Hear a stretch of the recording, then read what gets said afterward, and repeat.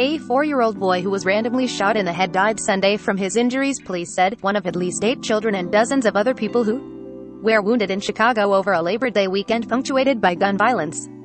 The death of the boy, Michael Moultrie Jr., on Friday evening set off a holiday weekend in which police scrambled to investigate scores of crime scenes across the.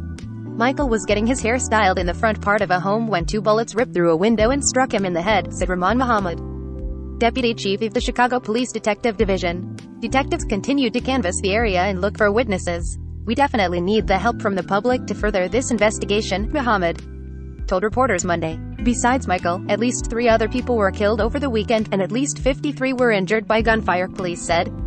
Muhammad shared limited details of some of the non-fatal shootings involving children. An 11-year-old was grazed by a bullet Saturday and a 14-year-old was hit in the ankle when multiple shots were fired into a crowd at a back-to-school event at a gas station. A 25-year-old person was also shot multiple times.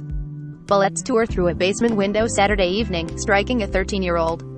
A 14-year-old was involved in a shooting early Sunday as he walked with his father to their car.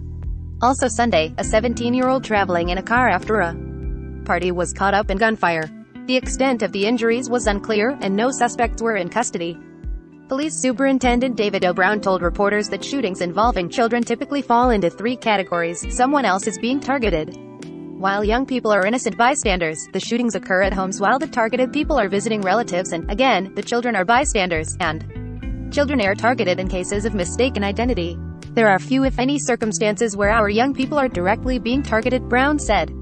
July 22, Justice Department launches gun trafficking strike forces in 5 cities. July 22, 202,101-29. He implored families to think about the effect gun violence has on Chicago's neighborhoods of color, where the victims are often from. Not in a condescending way, I would encourage you as a family to protect your children from people in your family on the wrong side of law, Brown. He also spoke directly to people who are the targets of gun violence. Why are you continuing to be around young people, our children? He asked. That's on you. We will hold offenders accountable, but why are you living a life of crime involving innocent 4-year-olds? Stay away from children if you want to live that life, Brown added. These innocent young children should not be the byproduct of your criminal behavior. Brown asked residents to come forward if they have information so that children can have justice, even if they may be wary of police. Related news. One city has had 125 homicides this year. Most of them are unsolved. The number of shootings in Chicago was about the same in the first 7 months of the year as in the same period last year, but 67% higher than in 2019, NBC Chicago reported. Murders reached 524 in the first 8 months of the year, up by 3% from the same period last year, but 55% over 2019, according to police data. Violent crime is surging in cities across the country, prompting the White House to encourage communities to use COVID-19 relief money to hire police officers and establish new crime prevention programs.